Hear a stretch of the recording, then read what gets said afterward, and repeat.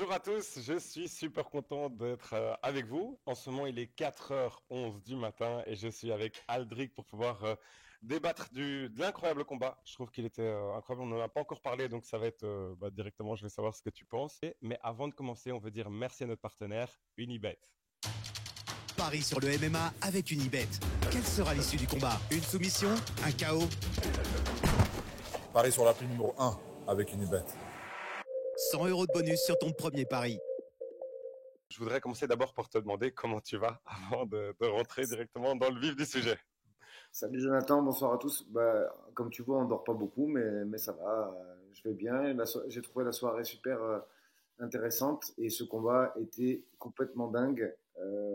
Même si on va y revenir, je pense qu'il s'est vachement compliqué la soirée, Nassourdine, en termes d'intention et tout. Mais le combat était fou. Le combat était fou. Ouais. Ouais, j'ai vibré en tout cas. Vraiment là, il y a eu quelque chose. Je sais pas exactement comment est-ce qu'on pourrait structurer. Est-ce que je te propose qu'on fasse quelque chose? Commencer d'abord par comment est-ce que tu l'avais noté, puis voir si tu es d'accord avec les juges, et puis après essayer de voir un petit peu ronde par ronde et ce qu'il aurait pu faire, ce qui était positif et ce qui était négatif. Moi, Donc, je je suis très voyais. curieux de voir. Moi, je voyais un plus un plus 2 pour Nassourdine, il faut être honnête. Tu peux pas gagner un combat comme l'a fait Dolidze. Cela étant, c'est bien qu'on fasse ce réac. Je vais être un peu méchant avec ce que j'entends en ce moment. Tout le monde se prend pour des experts. Les gens disent beaucoup de conneries. Et je pense que ces conneries arrivent même à influencer les fighters. Moi, j'ai mis pas plus tard que vendredi matin, tu vois, j'ai mis le haut là, moi, dans ma salle. J'ai dit, les gars, arrêtez de me parler des nouvelles règles. Rien n'est voté. Et tu vois, sans accuser qui que ce soit, tu vois, même les commentateurs ce soir français, francophones, n'étaient pas au fait que ces règles ne seront pas votées. C'est un projet euh, qui va sûrement avoir lieu, certes, mais au moment où on se parle, c'était juste un projet.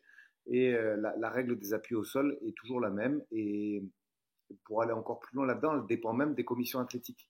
C'est-à-dire qu'il y a des règles de MMA unifiées et il y a des spécificités selon les endroits où les commissions athlétiques parlent de doigts ou de fist pour parler d'un grounded opponent, c'est-à-dire d'un combattant au sol.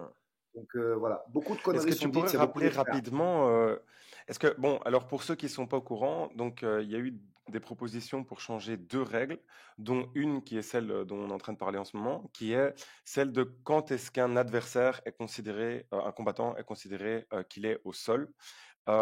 Pour l'instant, donc la nouvelle règle serait que enfin, les mains et les pieds, c'était d'accord, mais toute autre partie qui serait en train de toucher le sol, ce serait un adversaire au sol et donc on ne peut pas faire certaines choses comme par exemple les coups de genoux à la tête.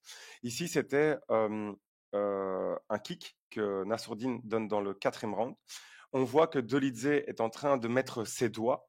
Et j'imagine que tu fais référence aux commentaires qui disent qu'en fait, c'était pas toute la paume de la main, que c'était juste les doigts, etc. Est-ce que tu peux nous dire pour la commission du Nevada, qu'est-ce qui était d'application? Les doigts comptent.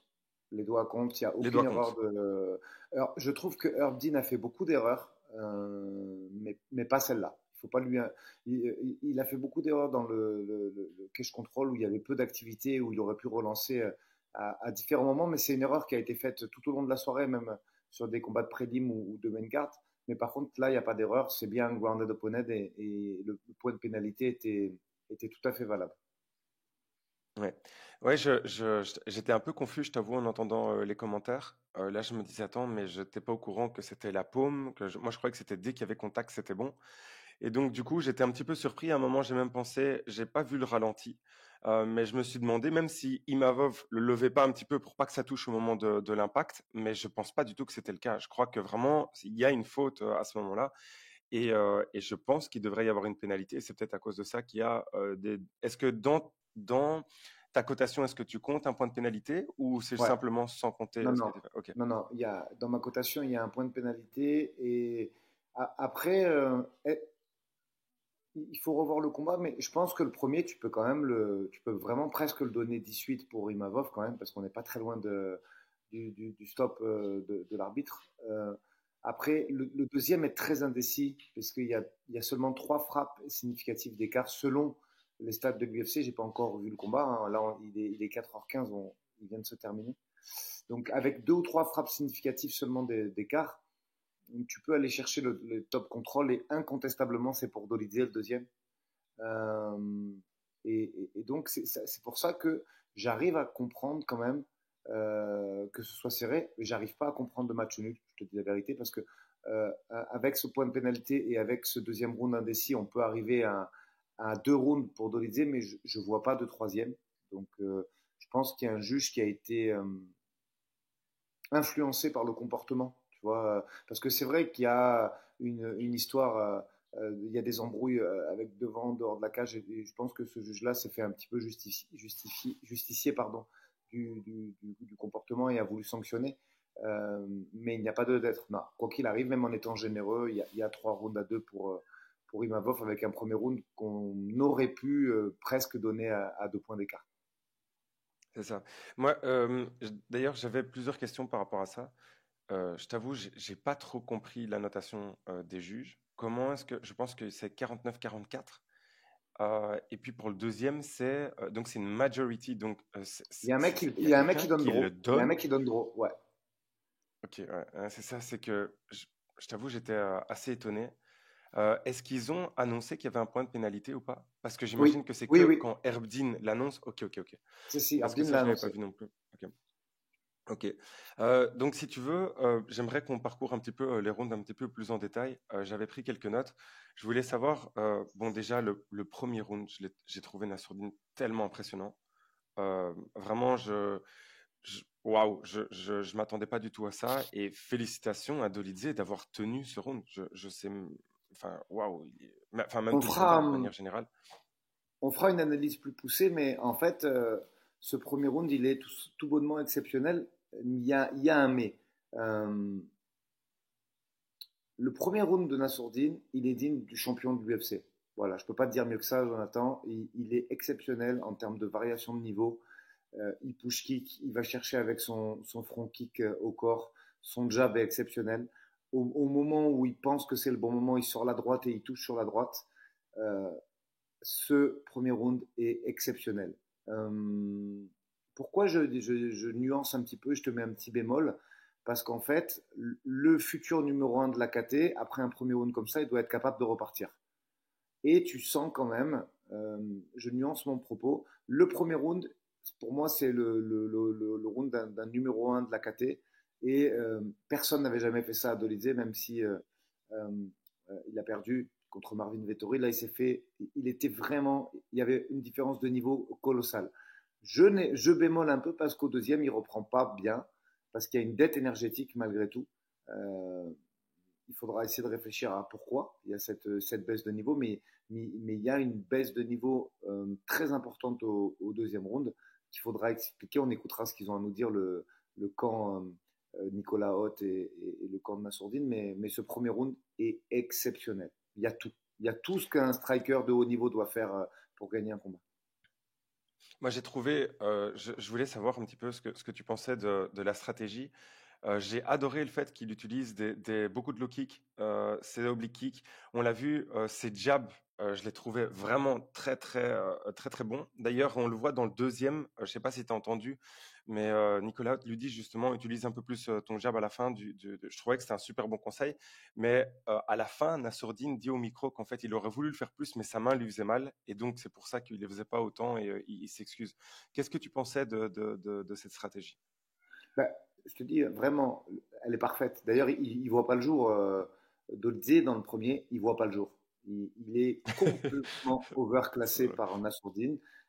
Il se bagarre, il est solide. Et on peut lui donner du crédit quand même à ce mec-là, hein, parce qu'il a pris beaucoup de coups. Il aurait pu avoir la facilité de faire arrêter le combat, parce que tu sais que dans les règles, alors il faut quand même regarder parce que c'est au quatrième. Et je pense que s'il ne C'est ça. reprend pas, euh, et il n'y a pas nos contests, hein. Moi, je pense que s'il ne reprend pas à ce moment du combat, il y a Nassour une gagne, hein. décision qui rentre. Ouais, Je crois que il Nassour faut. gagne en fait. Nassour Et gagne, ouais. oui, parce qu'il y avait C'est plus malin, hein. de la moitié du combat qui était passé. C'est Et de ça, ce c'est ça, c'est fait, ça. si il peut pas faire une Chris Curtis et lâchement abandonner le combat comme Curtis l'avait fait pour le coup de tête, parce que à ce Ouais. niveau-là du combat, il y a une décision. Donc mais il faut quand même lui apporter du crédit. Il ramasse dans ce premier round. Dans le deuxième, comme tu le disais, il y a une stratégie. Alors, il s'est cassé la main, il s'est pas cassé la main. On saura ça dans les heures qui vont venir. Mais tu sens quand même qu'il y a un manque d'activité qui laisse Dolidze revenir dans le combat, qui laisse Dolidze instaurer du cage control. Et on le sait, c'est le deuxième critère de notation s'il n'y a pas de dégâts ou d'intention en tout cas de finir le combat qui sont faits. Donc ce deuxième round, à 2-3 frappes d'intervalle, non, je pense que c'est normal qu'ils le perdent. Je pense que c'est normal qu'ils le perdent parce qu'il doit y avoir peut-être 3 minutes 30 de contrôle pour Dolidze. Et les dégâts, il y a très peu d'écart en termes de frappe effective. Donc sur ce deuxième round, je ne crie pas au scandale. Je pense qu'effectivement, il peut revenir à Roman Dolidze sans problème. Est-ce que tu crois que le temps de contrôle, par rapport à la notation des juges, on le sait avant, juste avoir une position qui était favorable était suffisant, mais ici c'était plus l'impact de manière générale. Est-ce que tu sens que c'est à l'usure, la fatigue qu'il a mis sur Emavov qui a compté, ou pourquoi est-ce que ça a tellement compté selon toi? Non, je pense qu'il faut bien dissocier les rounds et que malgré tout, dans ce deuxième round, on le regardera dans les heures à venir, mais il n'y a pas d'activité, il n'y a pas de volonté. Il subit, c'est-à-dire qu'on utilise souvent avec Chris des termes de défense effective et défense proactive, et là, c'est pas une défense proactive, il se contente de ne pas tomber et de défendre passivement, donc il subit la position, et il n'y a pas de dégâts ou pas tant de dégâts que ça qui sont occasionnés dans le deuxième. Donc je pense que voilà, premier critère de notation, volonté de finir le combat et efficacité entre guillemets. Et dans ce deuxième, tu peux pas le donner à Nassourdine. Il y a pas de grosse différence. Donc je pense qu'il n'est pas idiot de lui donner ce deuxième round. Et c'est normal par rapport à l'application des règles unifiées. C'est ça. Je suis impatient de parler du quatrième round parce que je trouve qu'il y a tellement de choses à dire par rapport à ce quatrième round. Moi, ce que j'avais noté, c'était je trouvais qu'il y avait une démonstration d'un point de vue striking qui était vraiment hallucinante. En fait, on n'en a pas parlé, mais qu'est-ce que tu as pensé d'un point de vue puissance et physique des deux? Parce que je pensais que la différence allait beaucoup plus faire sentir, mais je ne sais pas ce que tu en as pensé. Alors, en termes de technique, il n'y a pas l'ombre d'une photo sans vouloir porter offense à Dolidze. On aurait dit un combattant pro avec un amateur ou un semi-pro en termes de technique. Il est venu avec ses armes qui sont son cross Dolidze et sa puissance. Non, il n'y avait pas photo. Après, en termes de gabarit, je pense que malgré le travail qu'ils ont entrepris il y a quelques mois avec sa précédente équipe et travail qui a dû perdurer avec Nicolas, il reste un déficit de puissance. Je pense que c'est pas encore un gros middleweight et que c'est difficile de. J'étais pas sur place, mais je pense qu'on avait un Nassourdine aux alentours des 89 kilos, 90 peut-être, et qu'on avait un Dolidze entre 93 et 95 kilos ce soir, et que ça s'est pas ressenti dans le striking parce qu'il y a énormément de technique chez Nassourdine et qu'il a touché très rapidement dans le combat, mais que dans les phases de cage control, ça a pu participer à la fatigue prématurée et à l'usure un petit peu de Nassourdine qui s'est grainé au fil des rounds. Ouais. C'est ça, il le disait, hein, il le disait lui-même. Donc Nicolas, lors d'une interview, expliquait, il disait qu'il savait que pour l'instant Nassourdine était un petit 84, mais il disait qu'avec le temps, avec la préparation physique, etc., il espérait avoir un gros 84. Et j'ai trouvé qu'il y avait une différence, mais je pensais qu'elle allait être plus importante. Dolidze, c'est peut-être mon souvenir, mais j'ai l'impression qu'il mais était tu as raison, beaucoup mais plus large. le premier round, je pense que le premier round, il instaure beaucoup. S'il n'y a pas ce premier round énorme, peut-être que le combat, il a une physionomie tout autre et différente, mais il a tellement ramassé, il a tellement pris de coups qu'il est. En fait, Dolidze, il est en mode survie. Dès la fin du premier, il est en mode survie, il manque de prendre une clé de bras, il se fait prendre le dos, il se fait toucher très fort. Il y a certains arbitres qui auraient presque pu arrêter parce qu'on n'est pas très loin au final d'un arrêt de l'arbitre. Et je pense que ce premier round a usé Dolidze et a du coup amoindri la différence physique, mais qui était quand même encore significative ce soir. On n'est pas encore sur un gros middle. J'avais une question que je voulais te poser. D'ailleurs, dommage qu'on ne pouvait pas le voir ensemble parce qu'il y a des moments où je me demandais si tu trouvais que Nassourdine, à certains moments, devait accélérer un petit peu plus ou au contraire, le fait de ne pas se précipiter, c'était quelque chose d'intelligent. Non, je pense vraiment que le game plan dans sa globalité est très bon. Il y a juste ces petits moments de fatigue qui viennent Ben justement, tu parlais, on avait fini le deuxième. Dans le troisième, pour moi, il repart très bien et il fait le travail. Euh, non, je pense qu'il y a juste des moments où la défense contre le mur aurait dû être un tout petit peu plus proactive, c'est-à-dire que euh, plutôt que d'attendre, il aurait dû essayer de casser le clinch et de revenir sur le travail de boxe anglaise et la distance un peu karaté stance qu'il avait parfaitement réussi à instaurer. Mais en dehors de ça, le choix des coups, la variation des niveaux, comme tu le disais très bien, les calf kicks, les push kicks, euh, le travail au corps qui a dû faire très très mal avec middle et front kick. Non, non, la stratégie, elle est excellente. Je te dis, il y a juste pour moi des baisses d'énergie, des manquements ouais, vraiment une baisse de niveau au 2 et un petit peu au 4 après l'avertissement qui laisse à penser que peut-être que c'est le cage control et le poids qui l'a fatigué prématurément. Puis il faudra voir l'histoire de la main, effectivement, pour voir pourquoi le jab s'est arrêté, même je trouve il l'a bien remis au 4 et au 5. Mais ouais, euh, ce premier round, moi, je comprends juste pas pourquoi il n'est pas suivi d'un deuxième quasiment identique ou en tout cas très similaire. C'est ça. Est-ce que tu penses que c'était pour gérer justement son énergie en se disant, bon, bah, je vais essayer j'ai tellement marqué le premier, je sens que je suis fatigué, je vais essayer de gérer parce que je sais qu'il y en a 5 et je suis pas certain de pouvoir le finir parce que je lui en ai mis comme, enfin, ce qu'il lui met et que Dolidze tienne encore, c'est quand même impressionnant après le premier round. Je pense qu'il a essayé de finir le combat et qu'il s'est peut-être mis dedans un petit peu à la fin du premier. Ouais, je pense que l'accélération qu'il produit et fait qu'il se met en dette d'oxygène et que du coup, Mhm. afin de laisser un petit peu redescendre les voyants, il a laissé passer volontairement le deuxième round. Ouais. Mais, C'est ça. mais comment dire je pense que moi, en tout cas, je suis français, supporter de Nassourdine, et pour moi, on a envie de le voir au sommet de la division. Et je pense que là, il y a un travail à faire parce que le top de la division est capable de repartir un petit peu plus fort au deuxième, malgré l'effort engendré dans le premier round. Ouais. Est-ce que tu penses, parce que dans le top de la division, maintenant, on l'a vu, il a quand même affronté Strickland, et c'est une défaite qui a quand même très bien vieilli, surtout comme on voit comme il est au Ouais. cinquième. Est-ce que moi, ce qui me fait un peu plus peur, c'est peut-être parce que c'est probablement, enfin, ce sera peut-être son prochain adversaire, c'est peut-être Vettori. Et là, je me demande, en sachant que Vettori aussi, il tient beaucoup à pas mal de coups, et en sachant le sol et comment il arrive à épuiser, et qu'il vienne toujours sur toi et que c'est un petit peu reculon, est-ce que tu penses que ça peut poser des questions contre des adversaires comme lui, ou tu dis ça de manière générale? Non, je pense que Vettori, c'est un peu le step du dessus, c'est-à-dire que c'est moins fort, je trouve, que Dolidze en grappling. C'est peut-être même moins puissant en termes de force de frappe debout. Il met pas de KO, Vettori. Par contre, il t'avance dessus pendant tout le combat. On sait Mhm. que c'est pas un énorme middle, mais c'est un gros middleweight, puisque rappelle-toi, contre Paulo Costa, quand ils avaient dû changer de KT, on avait vu qu'il n'était pas très très lourd pour un 93, qu'ils avaient fait le combat à 93, Vettori contre Paulo Costa aussi. Mhm. Cela étant, ouais, c'est quand même un middle qui remonte à 95 kilos et qui a un bon menton et qui ne cesse d'avancer. Donc, C'est ça. pareil, il y a un gap énorme en pied-point, surtout après ce qu'on a vu ce soir. Je pense que la sourdine est largement devant, mais avec une fatigue qui s'égrène, tu te rends compte qu'un Vettori peut peut-être l'emmerder plus qu'on aurait pensé, puisqu'on sait que ce combat il était voulu déjà à l'époque du MMA Factory. On a déjà entendu le nom de Vettori dans la bouche de Nassourdine.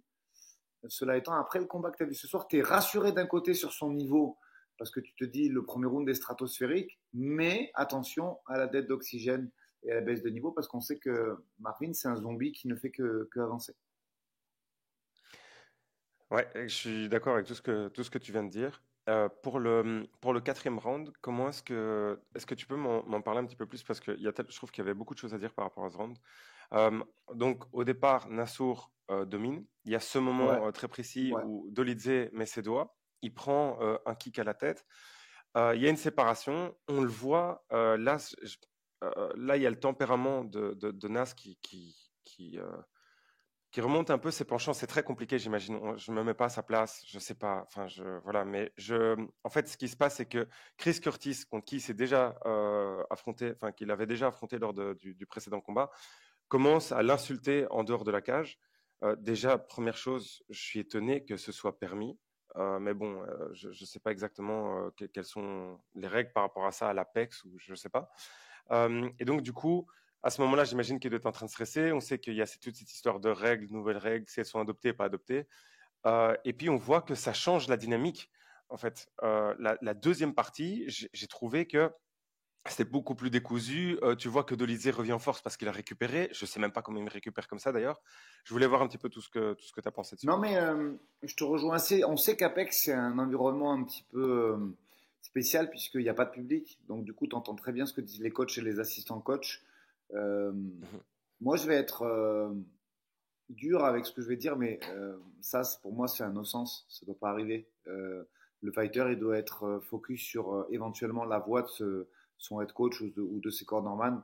Mais quand bien même une insulte est glissée par Curtis, tu es en main event d'un UFC, tu joues ta place dans le top 10, tu joues ta place pour être contender à une ceinture. Peu importe ce que dit Curtis, tu dois pas sortir du combat comme tu sors parce que on sent que ça le fait sortir du combat. Tu sais que la clé de jambe, quand il prend un petit peu la garde et qu'il roule sur son système de leg lock, il est vraiment pas très loin d'Olidze. Hein. Ça se joue. Ouais, D'ailleurs, ouais, il a très ouais. bien défendu. Il ne concède qu'un renversement, un sweep sur ce système en garde et en clé de jambe. Mais ça se joue à très peu. Et il y a un monde où il prend une clé de genou tout de suite après ça. Donc, c'est pas. Je pense qu'il faut vraiment, vraiment, à ce niveau-là, tu peux pas sortir du combat pour une insulte ou pour une remarque ou pour je ne sais quoi, tu vois. Il faut être quand même. Ouais. On est au top niveau de l'UFC. On est un futur prétendant à la ceinture parce que dans un ou deux combats, il peut être à la ceinture. Ça va vite dans cette caté et il n'y a pas de champion dominant. Donc tu ne Mhm. peux pas sortir du combat comme ça a été le cas sur ce quatrième. Et d'ailleurs, il faut le revoir, mais du coup, avec le point de pénalité et tout, je suis quasiment sûr qu'il euh, il perd le round, ça c'est sûr. Et est-ce que le juge qui donne le nul donne du coup 2 points, c'est-à-dire qu'il donne et le round à Dolidze et le point de pénalité, ça expliquerait euh, ce match nul Égalité. 47-47, tu vois. Il donnerait le deuxième et il donnerait plus 2 dans ce round-là. Et ça nous amène effectivement à une égalité à la fin. Alors, je ne dis pas que c'est bien, mais je cherche une explication à ce 47-47 et je ne vois que celle-là d'ailleurs. C'est ça. Après, Et là, juste pour nuancer, on n'en a pas parlé, Jonathan, mais ce qu'il faut quand même comprendre, et ça n'excuse rien, mais ça donne un peu d'explication et de clarté à cette situation. Les arbitres viennent te voir avant. Salut, c'est moi qui vais arbitrer ton combat. Et cette règle des 3 appuis au sol, elle est toujours expliquée. Que ce soit doigt ou poing, tu le sais avant, selon la commission athlétique. Et ça, par contre, c'est un facteur aggravant, puisque Herbdin est passé dans les vestiaires, comme c'est le cas systématiquement à l'UFC, pour se présenter, pour dire qu'il serait arbitre de ce combat et pour clarifier effectivement ces situations qui sont redondantes dans ce sport. Pour parler des doigts qui doivent être fermés quand ils sont en direction, qui doivent être des doigts dans les yeux, pour parler de la règle des 3 appuis au sol et du blinded opponent. Donc, ils ont eu la clarification dans le vestiaire. Donc, ça c'est une certitude. ouais. Et enfin, on l'a vu, hein, enfin, on le voit à tous les niveaux du sport, même les plus élevés, et dans d'autres sports, avec Cantona au foot avec un supporter, Zidane en finale de Coupe du Monde avec tout ça. C'est des pressions qui sont très élevées, mais je te rejoins, je pense que tu dois pouvoir canaliser, en tout cas, surtout, pas tellement par rapport à une question d'honneur et que ce qu'on dit ou n'importe, mais plus sur le fait que tu dois rester focalisé sur ton combat. Et on a vu vraiment une très très grosse différence. Je voulais terminer avec le round 5. Comment est-ce que tu vois ce dernier round? Est-ce que tu vois certaines choses que tu aurais fait d'une manière un peu différente? Non, mais il est dominant quand même sur le cinquième. Il faut Mhm. aussi porter crédit à Nassourdine, tu vois, malgré un état de fatigue très avancé et le fait qu'il sort un peu du combat au 4. Il est dominant en 5, de très peu, certes, Mhm. euh, avec un état de fatigue très avancé. C'est des pistes en fait. En fait, c'est des pistes parce que il faut, voilà, il y a des animaux dans cette catégorie. La suite, des Vettori, euh, des Drixus Duplessis, des Strickland, des Adesanya, c'est des mecs qui sont durables malgré tout. Et, euh, et je pense qu'il faut faire attention à ces baisses de régime. À très très haut niveau, elles peuvent être préjudiciables. Ouais, il faut faire très attention. C'est ça. Il y a un cinquième round qui est gagné, mais il y a un état de fatigue fortement avancé et qui sont des pistes en vue de combat pour le titre à ne pas négliger, à mon avis. C'est ça.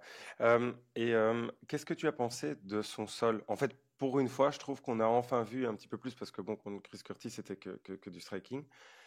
Et je voulais savoir ce que tu en as pensé, parce que en face, c'est du vrai niveau, quoi. C'est un champion ADCC Asie, c'est pas n'importe quoi. Donc, qu'est-ce que tu en as pensé? Mais moi, je l'avais dit quand on avait fait la preview avec Chris, c'est pour moi, malgré les champions du monde de jiu-jitsu brésilien et tout qu'il y a dans cette KT, c'est pour moi le meilleur grappleur de la KT, en tout cas le meilleur grappleur sur le dos. Et on a vu que Nassourdine, il avait son mot à dire. Il se laisse un petit peu embarquer sur le système de leglock de Dolizé, mais il défend quand même très intelligemment en ne prenant qu'un sweep au lieu de prendre la clé de genou.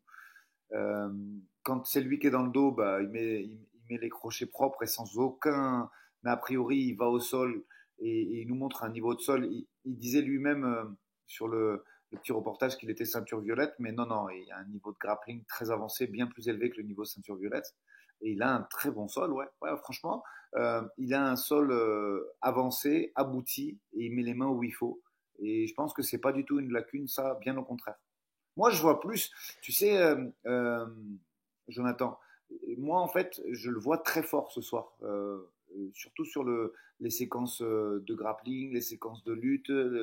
Je, En fait, la seule inquiétude, entre guillemets, c'est la taille du middleweight et la durabilité.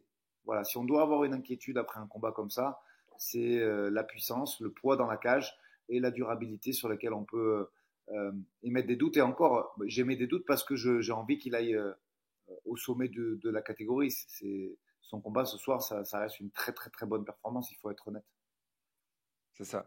Oui, tout ça, c'est à prendre avec des pincettes. Ce qu'on veut dire par là, c'est que voilà, ce que fait Nassour ce soir, je trouve que c'est exceptionnel parce que Dolidze, c'est un vrai niveau.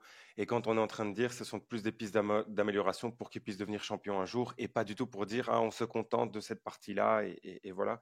Mais voilà, je crois qu'on a fait le tour par rapport à Nassour. J'avais quelques petites questions par rapport aux autres combats. Très rapidement, je voulais savoir, il y a un combat que je crois que tu as dû regarder très attentivement. C'est celui de Silva contre Araujo, Ouais. qui est dans la même catégorie que Manon. Je voulais juste très rapidement passer dessus, avoir ton ressenti, voir ce que tu en as pensé. Bah, Voilà. c'était Viviane Aroro, c'est une fille qui a 37 ans maintenant. On sait que c'est une grappleuse solide qui va à la bagarre. Et j'ai trouvé que Silva a bien géré. Euh, Même si elle perd nettement le premier, puisque les trois juges donnent 29-28 pour Silva. Euh, je pense qu'effectivement, c'est une fille qui va arriver top 5 de la KT. C'est une bonne strikeuse. On sait qu'elle a un gros background en taekwondo. Elle amène du 109. Il y a son homonyme aussi, l'autre Silva, qui va combattre dans pas très longtemps et qui va, à mon avis, elle aussi, intégrer le top 10 et le top 5. C'est bien, ça amène du 109. Après, je vais pas me montrer snobant, mais je regarde ces combats parce que c'est mon travail. Mais pour le moment, Manon, elle est focus sur Blankfield. Et bien évidemment, tu regardes en haut du classement et nous, on va à Atlantic City pour gagner. Donc, je te cache pas que je me suis pas encore intéressé en termes de game plan à ces filles, mais elles amènent du 109 dans la division. Et en plus, c'est intéressant à regarder. On sait que cette Silva-là, elle est plus axée sur le striking et que l'autre Silva est plus axée sur le travail de préhension. Mais c'est bien, ça amène du 109 dans la KT. Je pense que c'était le dernier run de Araujo, 37 ans, je crois qu'elle fait Viviane là. Donc, à mon avis, c'est son dernier ou son avant-dernier combat dans la division, mais elle a fait des bons trucs dans la KT. Hein. Elle a accroché des gros noms. À l'époque, Roxane Modafferi, Jennifer Maya. Donc, bon combat qui ramène du niveau et qui montre. Au moment où on se parle, la division flyweight, elle est forte. Franchement, l'ère de Valentina Shevchenko est un petit peu révolue. Il y a 4-5 filles qui sont vraiment, vraiment fortes. Et c'est bien. Ça fait monter le niveau de la KT. Ça amène des futurs contenders. C'est top. Oui, bah, c'est ce que je pensais que tu allais dire. Je trouvais qu'il y avait un tout petit peu de manque d'initiative en striking de la part de Silva. C'est le seul petit bémol que j'avais envie de dire. Moi, je te dis un truc, Je c'est trouvais pas qu'il était beaucoup suffisant. plus fort. Je pense que c'est pas du niveau de Manon, honnêtement. Mais c'est du 109 dans la KT et c'est bien que ça arrive comme ça. Mais très honnêtement, je suis pas du tout inquiet. Si c'est ce que tu voulais que je te dise, franchement, je suis pas du tout inquiet parce que je pense que Manon est très nettement au-dessus. Oui, je pensais pareil et je le disais pas parce que c'est Manon. Et dernière question, enfin dernier combat, c'est Moïcano contre Dober, donc c'est le co-main event. Je voulais quand même avoir quelques mots, savoir ce que tu pensais de manière générale. Je trouve que c'était quand même une belle guerre. J'ai vu quelques erreurs qui m'ont quand même surpris à ce niveau-là, mais voilà, Ouais. je te laisse, je te Non, laisse y non, aller. non, mais tu as raison d'en parler. Je pense qu'on parle quand même du niveau top 15 de l'AKT la plus relevée avec. Moi, pour moi, j'en parle tout le temps. Pour moi, 61, 70, c'est les deux plus grosses KT de l'UFC. Euh, Mhm, et par le chiffre, puisque je crois qu'il y a plus de 70 gars dans chacune de ces KT, et même plus de 90 dans la lightweight, et par le niveau. Et quand tu vois que c'est un combat qui flirte avec l'entrée du top 15, il y a eu d'énormes erreurs au niveau du travail au sol de Dober. Moïcano, il était vraiment mhm. facile. Après, on sait que Dober, c'est un frappeur et que c'est son truc, mais non, non, non. Tu peux pas dire je suis 15e, 16e ou 17e de la KT la plus forte de l'UFC à avoir ce niveau-là en grappling. C'était pas bon, il faut reconnaître.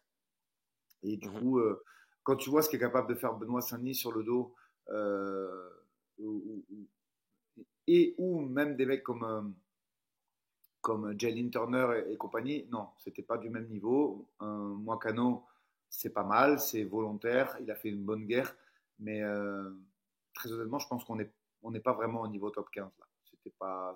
Ouais, c'est ça. C'était pas fou. Moi, il y a des choses que j'ai vraiment pas compris. Le moment où il essaye de ramener ça au sol contre Moïcano au troisième round, j'ai pas compris du tout. Je me suis dit Mais pourquoi Dober, pas juste créer de l'espace il est un peu adepte hein, de ça, Dober. Il fait souvent un petit peu, je vais utiliser les termes qui disent les Français québécois, mais il fait souvent des trucs un peu fuckés comme ça. Mais il est apprécié parce que voilà, il a une grosse sorte de frappe et tout, mais c'est pas bien construit ces combats en général. C'est un peu fucké quand même. Ouais, c'est ça, c'est ça. Et je trouvais il y avait une grosse différence de niveau.